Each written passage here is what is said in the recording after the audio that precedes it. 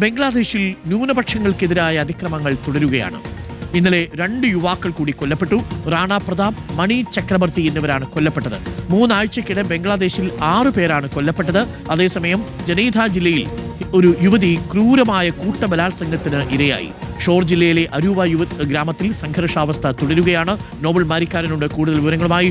Nobel, പുറത്തുവരുന്ന വാർത്തകൾ ഒട്ടും ആശ്വാസകരമോ ആയ വാർത്തകളെയല്ല. അവിടെ തുടർച്ചയായിട്ട് ആഭ്യന്തര കലാപത്തിൽ ആളുകൾക്ക് ജീവൻ നഷ്ടപ്പെടുന്നു, മാനം നഷ്ടപ്പെടുന്ന വാർത്തകളാണ് പുറത്തു വരുന്നത്. ന്യൂനപക്ഷങ്ങൾക്കെതിരെയുള്ള വേട്ട ബംഗ്ലാദേശിൽ തുടരുകയാണ്. ഇതെങ്ങോട്ടാണ് കാര്യങ്ങൾ പോകുന്നത്? നമ്മുടെ തൊട്ടടുത്ത രാജ്യമാണ്. അവിടെ ഉണ്ടാവുന്ന ഏതൊരു പ്രതിഷേധവും നമ്മളെ കൂടി ബാധിക്കുന്നതാണ്.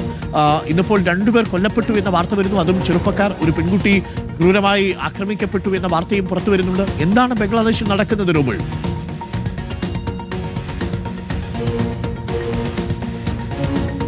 അരുൺ, ബംഗ്ലാദേശിൽ വലിയ തരത്തിൽ സംഘർഷങ്ങൾ ഇപ്പോഴും തുടരുന്നു. അതിനൊപ്പം തന്നെ ന്യൂനപക്ഷങ്ങൾ, അവിടുത്തെ ന്യൂനപക്ഷം എന്ന് പറയുന്നത് ഹിന്ദു വിഭാഗത്തിൽപ്പെട്ട ആളുകളാണ്. അവർക്ക് എതിരായ അതിക്രമങ്ങൾ വർദ്ധിക്കുന്നു എന്നാണ് റിപ്പോർട്ടുകൾ പുറത്തേക്ക് വരുന്നത്. 2 പേർക്കാണ്, 2 ഹിന്ദു വിഭാഗത്തിൽപ്പെട്ട ആൾക്കാണ് ഇപ്പോൾ ജീവൻ നഷ്ടപ്പെട്ടിരിക്കുന്നത് എന്ന് അറിയാൻ കഴിയുന്നു.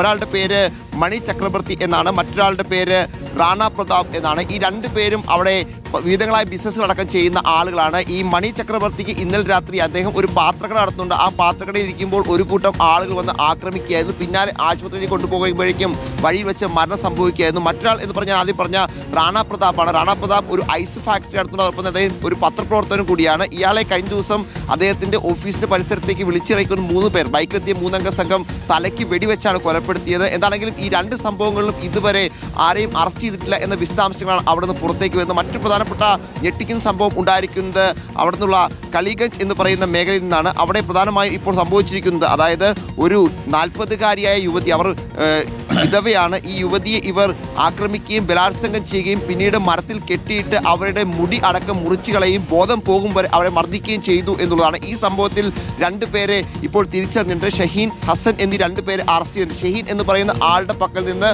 ഒരു 2 നില കെട്ടിടം ഇവർ വാങ്ങിയിരുന്നു. അതിന് പിന്നാലെ മറ്റു ചില താല്പര്യങ്ങളുമായി ഇയാൾ ഇവരെ സമീപിക്കുകയും അത് എതിർത്തപ്പോൾ പല ഘട്ടങ്ങളിലായി ഇവരെ അത്തരത്തിൽ അപമാനിക്കുകയും ചെയ്തു. കഴിഞ്ഞ ദിവസം കടയിൽ നിന്ന് വീട്ടിലേക്ക് മടങ്ങുന്ന വഴി ഈ ഷഹീൻ ഇവരെ വീട്ടിലേക്ക് വലിച്ചു കയറ്റുകയും പിന്നീട് ഈ ഹസൻ എന്ന സുഹൃത്തിനൊപ്പം ചേർന്ന് ബലാത്സംഗം ചെയ്യുകയും പിന്നീട് പുറത്തിട്ട മരത്തിൽ കെട്ടിയിട്ട് അടിക്കുകയും ഒക്കെ ചെയ്തു എന്നാണ് പറയുന്നത്. പ്രദേശവാസികളാണ് പിന്നീട് ഇവരെ ആശുപത്രിയിൽ എത്തിക്കുന്നത്. എന്താണെങ്കിലും വളരെ വേദനിപ്പിക്കുന്ന അല്ലെങ്കിൽ വളരെ ഞെട്ടിപ്പിക്കുന്ന വാർത്തകളാണ് ബംഗ്ലാദേശിൽ പുറത്തേക്ക് വരുന്നത്. പ്രത്യേകിച്ച് അവിടുത്തെ ന്യൂനപക്ഷങ്ങൾക്ക് എതിരായ ഓരോ അക്രമങ്ങളും ഇന്ത്യയിലും വലിയ തരത്തിൽ പ്രതിഫലനങ്ങൾ ഉണ്ടാക്കും. പ്രത്യേകിച്ച് കഴിഞ്ഞ ദിവസങ്ങളൊക്കെ ആണെങ്കിൽ പോലും വിശ്വ ഹിന്ദു പരിഷത്ത് അടക്കമുള്ള ഹിന്ദു സംഘടനകൾ വലിയ പ്രതിഷേധം ബംഗ്ലാദേശിന് എതിരെ ഇവിടെ നടത്തുകയും മറ്റു തരത്തിലുള്ള പല ആഹ്വാനങ്ങളും മുന്നോട്ട് വെക്കുകയും ചെയ്തിരുന്നു. അതൊക്കെ വലിയ തരത്തിൽ കലാപങ്ങളടക്കം ഇന്ത്യയിലും ഉണ്ടാക്കാൻ പോകുന്നതാണ് എന്നാണ് ഏറ്റവും പ്രധാനപ്പെട്ട കാര്യം. എന്താണെങ്കിൽ അയൽരാജ്യത്ത് തുടരുന്ന അശാന്തി അത് ഇന്ത്യയും ബാധിക്കാനുള്ള സാധ്യതയും ഉണ്ട്. എന്താണെങ്കിലും നിലവിലത്തെ സാഹചര്യത്തിൽ കേന്ദ്ര സർക്കാർ അടക്കം വലിയ ആശങ്കയും അതോടൊപ്പം വലിയ തരത്തിലുള്ള അതൃപ്തിയും അറിയിച്ചിട്ടുണ്ടെങ്കിൽ പോലും കാര്യങ്ങൾ ഒന്നും ബംഗ്ലാദേശിലും ഇപ്പോഴും കൃത്യമായി നടക്കുന്നില്ല. പ്രത്യേകിച്ച് ന്യൂനപക്ഷങ്ങൾക്ക് എതിരായ അതിക്രമങ്ങൾ